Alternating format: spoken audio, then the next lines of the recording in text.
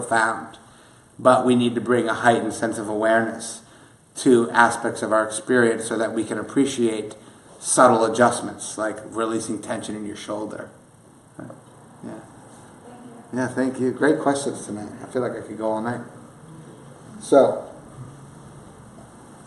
I won't. So I wanted to talk about, I included it in the instructions, but I wanted to talk about hindrances. Many of you have probably heard that there are hindrances to meditation. There are things that hinder, there are obstacles, obstructions that get in the way, and they're classically known as the 5 hindrances. But I don't want to just give a traditional talk about the 5 hindrances. I want to talk about them, but I want to kind of balance that with what is it that allows us to overcome the hindrances. And so those would be called awakening factors. And so in the teachings of mindfulness, these would show up in the 4th foundation of mindfulness. So if we look at the Satipatthana, we look at the mindfulness teachings, is that we're training the mind to create foundations. So there's 4 foundations of mindfulness. And really what they are is they're frames of reference, is the way that Joseph Goldstein refers to them, which I think is quite brilliant. And they're basically training us to look through a narrow window at our direct experience in these little categories or these frames. So the first and most obvious frame is the body. The Buddha says, bring awareness to the body. Let go of your thoughts, let go of your plans, let go of the emotions. Let's just really embody, kind of on the last question that was just asked. And we look at experience through the reality of the body, which is a present time experience. The body doesn't do past and future. The body, which would include the 5 senses, sound, the people out there making noise, distractions. And so we learn how to bring awareness into the body in the first foundation, the first frame of reference, which includes the breath. We learn how to expand from the body into feelings so that we recognize that these sensations, every sensation carries with it a hedonic tone, a quality of is either pleasant, unpleasant, or neither. So that this is we perceive them. Not everybody perceives them the same way. You had a perception about the sound outside, right? Dave, you had a wholly different perception, right? Because of our subjective reality. But we can recognize that all impressions carry with them a feeling of being pleasant, unpleasant, or neutral. And that's a frame of reference. You can just look at your life experience through that frame of like pleasant, unpleasant, or neutral. Do that next time you order lunch. It's mostly pleasant because you never would order an unpleasant dish on purpose, would you? No, but sometimes you get one, you screw up, you don't get the pad thai, you try something new, and you don't always get it right, do you? Right. And so that other frame, and then we have this 3rd frame, which is mind states, or emotions, mental states, and we're trying to recognize attitudes of the mind. That because we have these feelings, oftentimes the unpleasant feeling creates an attitude of anger or hatred, an attitude of this shouldn't be happening right now. And we blast experience with this shouldn't be happening, this shouldn't be happening, that should be happening. So the Buddha is trying to get us to look at greed, hatred, or delusion in the mind. It's the state of mind being colored. Is my awareness being colored by greed, hatred, and delusion in any given moment? And that's in the 3rd foundation. And then the 4th foundation, which is I'm going to try to stay in that category tonight, is am I being hindered or am I waking up? Is the activities of the mind is usually the way that I would define them. Mindfulness of dhammas, which is a tricky term to translate, but mindfulness of activities, mental objects or mental activities.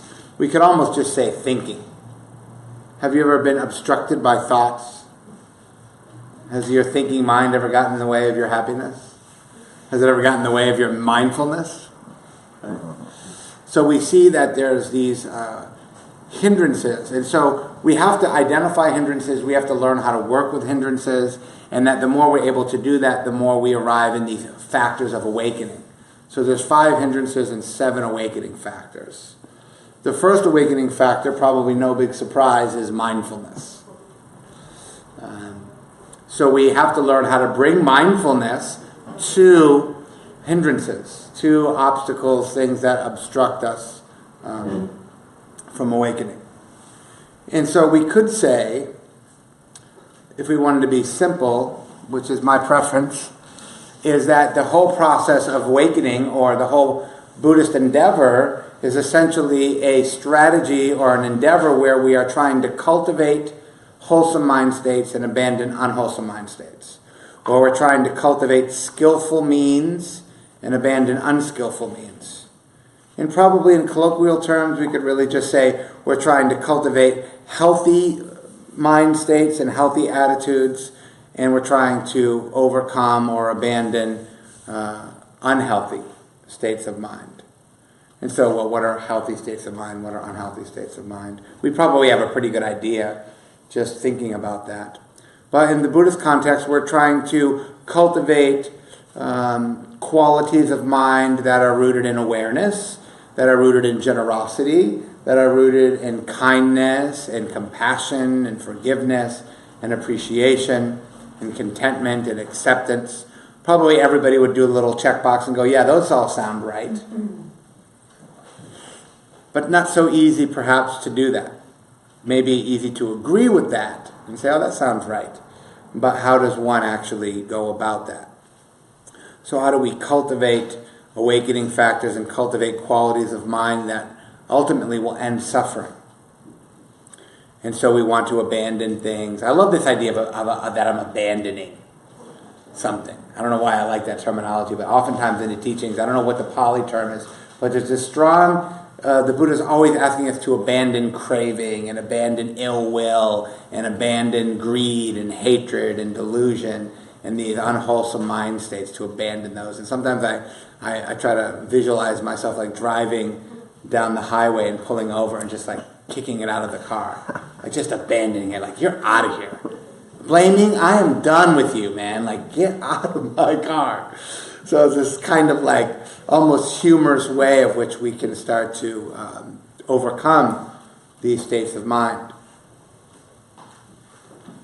And so these are aspects of practices in the fourth foundation of mindfulness. And traditionally the fourth foundation of mindfulness can be a little bit confusing or can be a little overwhelming because it starts with the hindrances and then it opens us to the five aggregates, and then it asks us to open to the sense spheres, the five senses, and then the sixth mind gate. And then it brings us into these awakening factors and into the Four Noble Truths.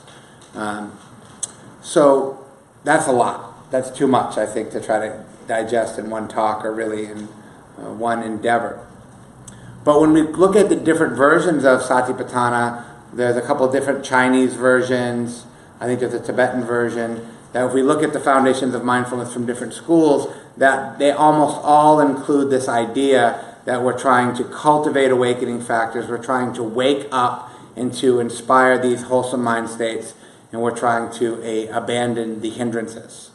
And so if we look at it in a way that's maybe more pragmatic and more efficient, then what we're looking at right out of the gate is all versions of the Satipatthana that I'm aware of begin with these five hindrances. So how do we bring mindfulness to the hindrances, and how do we not become overcome by the hindrances? So I think I'll try to spend some time unpacking that a little bit and try to give some antidotes, because you already know what the five hindrances are, whether you know that you know that you know what the five hindrances are, because they're happening a lot. And so the standard list of the five hindrances, we have craving and aversion, which are my favorite pair. Craving and aversion, wanting, not wanting, trying to have, trying to get rid of.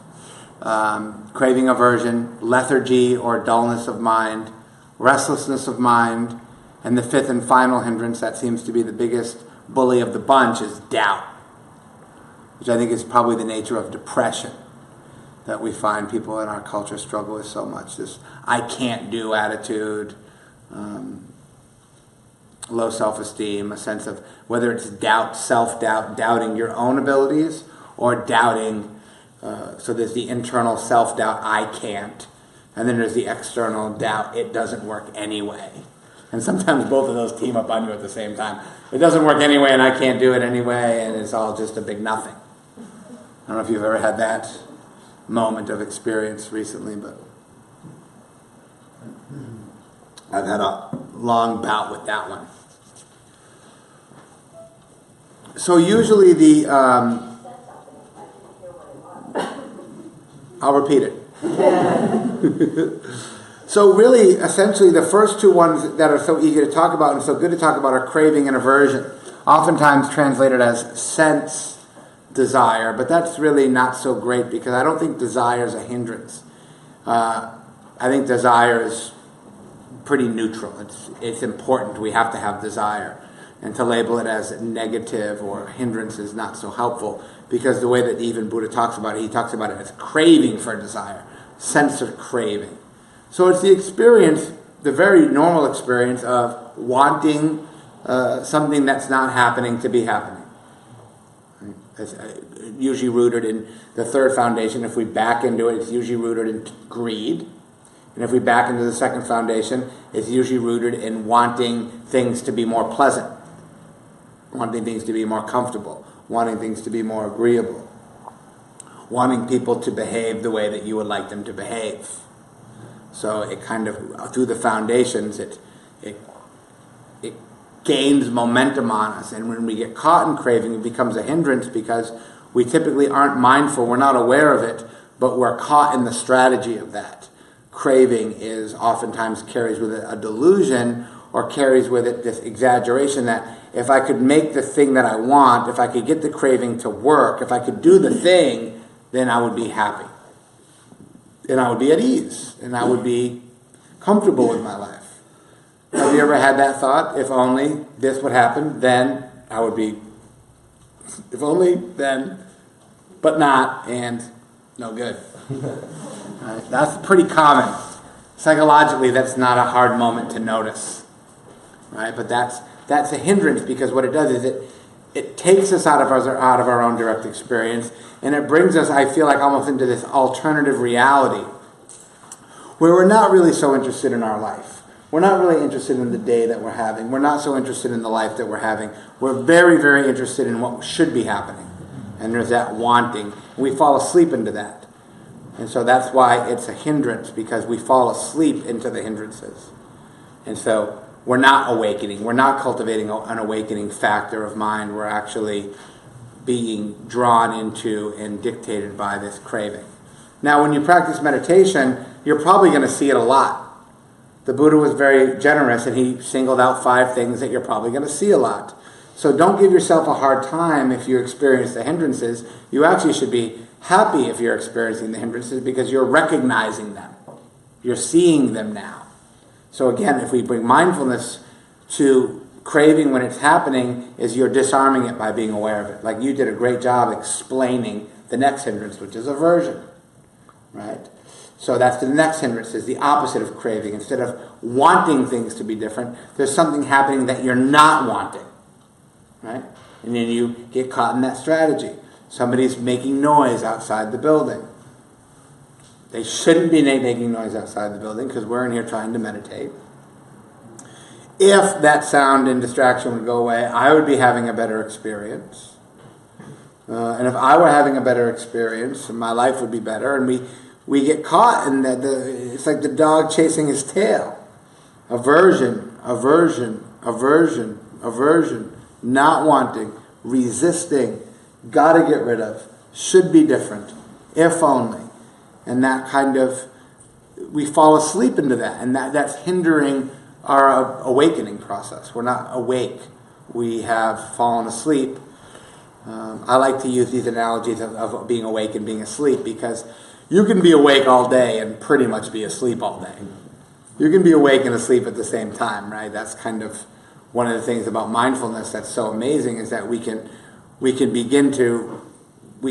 the mind with the mind, and we can see these little habits, these psychological habits, these patterns of experience. And craving and aversion are really the 2 easiest ones to recognize, because even if we look at the Buddha's basic survey of the human experiences, he says we're dictated. The reason why we suffer is we're dictated by this pleasure-pain dichotomy. Neurobiologically, we are born into a system. If you sit and watch your mind, it doesn't take very long to recognize that basically what it wants to do is it wants to bring in what's good, what's agreeable, what's pleasant, and it wants to get rid of what's disagreeable, what's uncomfortable, what's unwanted. And that's just what it does. It's just grabbing and if you just sit back and watch it, you're just like, wow, it's doing that. And I don't think it doesn't take very long to see that. And also, again, to recognize the ways in which we want to overcome that. We don't want to be driven by that strategy anymore. That's why we're called against the stream. That's a very perfect example of a stream in which we're trying to go against now. I don't want to do everything that my mind tells me to do. I don't want to believe everything my mind tells me. I want to create mindfulness and investigation. So when we start to work with the hindrances, the first awakening factor is mindfulness. The second awakening factor is investigation, which is such an interesting term. Investigation, like, what does that sound? Very CSI, doesn't it? I'm going to investigate the hindrances, But really we are, because now we're starting to recognize these hindrances and we're starting to see the affect they have on us. How many times have you been burned by craving and aversion? How many times did the person outside the building stop talking and you still weren't happy? Right? How many times did whatever? The hindrances, the problem with craving and aversion is that the more momentum they gain and the more that we believe them, the more exaggerated the story gets. Right? Especially around wanting. Yeah, I was in this motorcycle accident, so I've had a lot of downtime, and I sometimes get hypnotized by this thing called the internet. And there's all kinds of things on this invention called the internet. And there's like lots of things to have and want. And you can click one button and somebody will bring it to your house like tomorrow. And sometimes I'll be looking at something and just not really wanting something, but kind of wanting to want something. You ever want to want something? Like, I don't really want anything or need anything right now, but I kind of wish I did. Because then I could get like some new shoes and they would drop them off at the house tomorrow. It'd be so cool to have some new kicks to wear to class tomorrow instead of my old shitty Chuck Taylors. Right? We fall asleep into these experiences all the time. So when we try to investigate them, we want to be able to recognize when we're in a hindrance and begin to see, to recognize two things. To understand the burn of the hindrance and to see that they never really come through with the promise they provide. That even if the craving and aversion were to succeed, you probably still wouldn't get a whole lot of satisfaction from it. And so that they're oftentimes talked to as there's a fire, they're a burning quality, and they'll burn you. And so being able to recognize that, which will allow you to become less hypnotized by that. And then at the same time trying to develop some strategies or some things that you can do to overcome the hindrances. And so the awakening factors are taught in a sequence, and the first one, of course, is always mindfulness. So being able to recognize that there's aversion, being able to recognize that there's craving, being able to investigate that. And that brings this third awakening factor, which is energy. And this is really where things really start to work in our favor, where there's awareness, there's interest, and now there's energy. Like, think about anything in your life that you've done or that you do that you feel good about, that you feel confident about. This idea that they talk about, I think, in neuroscience, a flow state. Are you familiar with this idea of a flow state? That's what a flow state is that there's awareness, there's interest or investigation, and there's energy. Sports people talk about this a lot. You get in the zone, right? You ever get in the zone at work, or get in the zone with writing, or get in the zone with exercising, or anytime you get in the zone, your system is working in a very, very cooperative way. You're not being dictated by hindrances. You're not being distracted. You're tuned in. You're focused. You're able to perform. And this could be as simple as anything of being able to enjoy taking a hike, to being able to write well, to having a pleasant meditation experience. How many of you have had the meditation experience where you've been meditating and you think to yourself, I'm totally meditating right now. Dude, I got it. It's just like, they're going to fucking ask me to teach this class next week for sure.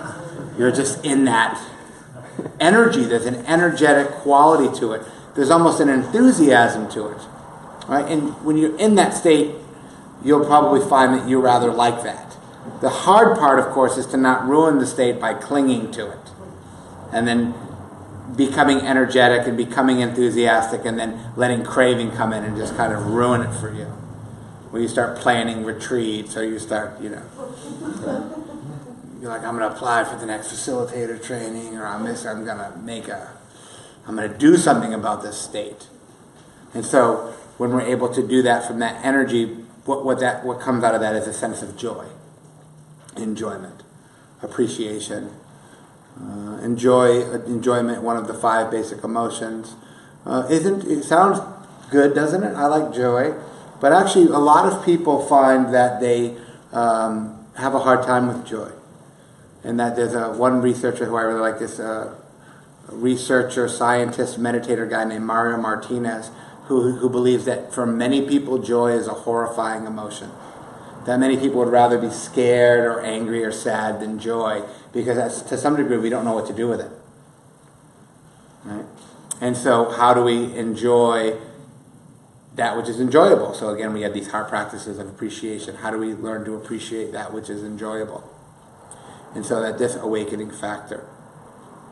And then that joy turns into a sense of tranquility, which I don't like that term so much because I don't use it every day. But it's a sense of collectedness or a calmness of mind where you're just, maybe it's just the ordinary experience of homeostasis, right? Equilibrium. You ever just be chilling and just be like, yeah, it's totally fine to just be sitting here right now. Sitting on a porch, going for a walk, a very normal experience. And that arrives in concentration and equanimity. So these awakening factors, you go from mindfulness to investigation, to energy, to joy, to calmness, to concentration, to equanimity. And that's really kind of the way in which these states arise. So they always bring us back to mindfulness. But let's not forget about the hindrances, because the hindrances are what deteriorate and destroy our ability to experience these awakening factors. And so the next set that we have is, I kind of think of them as pairs. So you have craving and aversion, and then you have lethargy and restlessness. Right, and they're kind of the opposites of each other. There's a lethargy, or it's oftentimes translated as sloth and torpor, which I think is terrible because I would never say either of those words. But it's a dullness. It's a dullness of mind. That sort of like, I call it like kind of a sleepy wandering where you're kind of daydreaming, but it's not really going well. You're kind of spaced out. You know what I mean? You're just kind of like thinking and it's just not working out at all. But you can't stop. It's a dullness. There's not a lot of energy, a lot of interest. And that's a hindrance. And then, and then a lot of times what happens is that will kick up restlessness, which is the other side of the coin. Restlessness, worry, which I think in everyday terminology would probably just think of that as doubt. I mean, not think of that as doubt. We would think of that restlessness as anxiety. Does anybody here have anxiety or familiar with the experience of anxiety?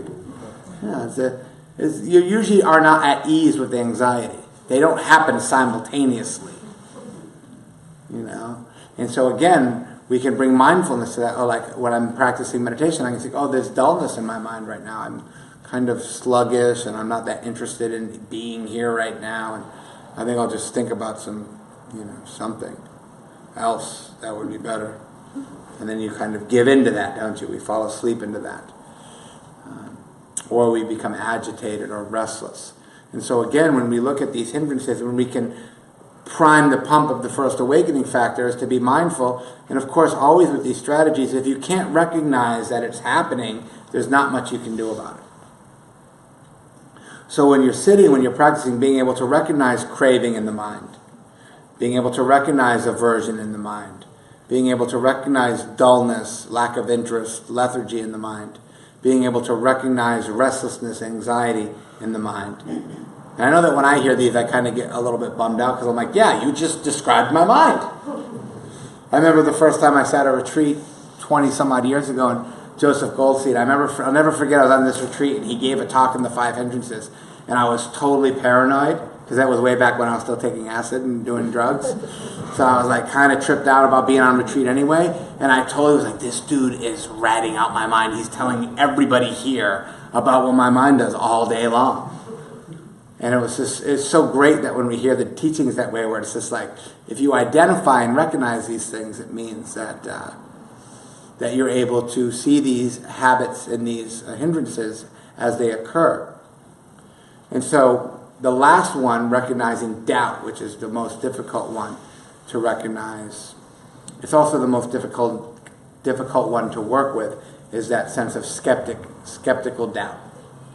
And even the Buddha tells many stories about when he went through his process of awakening, and went through these process of awakening factors from mindfulness all the way up through equanimity. He always points to that the most challenging hindrance for people is doubt. I can't do it, doubt, or it doesn't work, doubt, or both. It might work, but I can't do it. And so when you are almost all of the hindrances are fairly manageable to work with in real time. So if you're practicing with craving and aversion and restlessness and lethargy, you can usually find that you can be mindful of those, you can investigate those, you can maybe get out of the thinking associated with them and use mindfulness of breathing as a way to come out or to bring more awareness into the body. But doubt is usually the hindrance that is most easily worked with after the fact. So looking back at a meditation period and going, gee, what was that about? What was the doubt about? Or I think that for me, working with doubt has been very skillful in like my relationships with other people, being other meditators, teachers, friends, therapists. I mean, when we go see the therapist, we oftentimes are talking about our big doubts, right? And so I think that when we start to have an appreciation for how destructive doubt can be as a mind state, that it probably permeates our culture in the experience of depression. This kind of collapsing experience where we just kind of internally collapse inward. The mind, sometimes the Buddha talks about doubt as the mind collapsing in on itself. It's almost like a sense of just a giving up. What's it all for? What's it worth? It's all this existential crisis experience. I don't know if you have had those. It's all a big nothing. What's it all for? And so that usually we can learn about doubt if we become more aware and more interested in what it is that we are doubting. What am I? Am I doubting my own abilities? Am I doubting the practice? And where can I, unfortunately, or interestingly enough, that a lot of the ways out of doubt is actually through behavior. So if I feel like I can't do something, the best way is to not think about it actually. Thinking about doubt usually makes it much worse. So trying to engage in actions, behaviors, speech. I found that the most successful way to work with doubt is to just kind of rat on it in terms of letting people know that I have it. And that kind of takes it out of the subjective experience. And then I know that when I talk about my doubts, I find that the other people are often like, yeah, I totally have that doubt too. Oftentimes we feel like our doubts are, nobody has any idea how hard it is in here, you know? And we start having conversations with other people, and we're like, hey, nobody's actually doing that great. And thank God. I'm so glad you guys are all having such a hard time right now, because I was having such a hard time. And now that I know that you're having a hard time, I can kind of relax a little bit. So,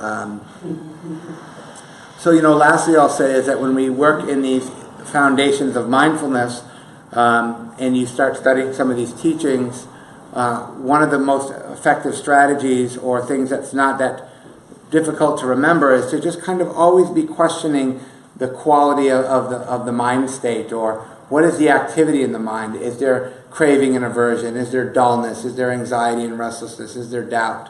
And as soon as you're able to recognize those, you're kind of doing this bait and switch where you're going from being in a hindrance to being able to be mindful of the fact that there's a hindrance, which is again the first first awakening factor. So you're starting to turn it around just by recognizing it. And so we have to be very careful that we don't feel bad about ourselves for recognizing a hindrance. It's much better to recognize a hindrance than to just be lost in it. So not allowing these because the word hindrance, I think, is slightly negative, right? Hindrance, bad. But being able to be mindful and to be aware of these hindrances is the first stage of actually overcoming these hindrances. So being willing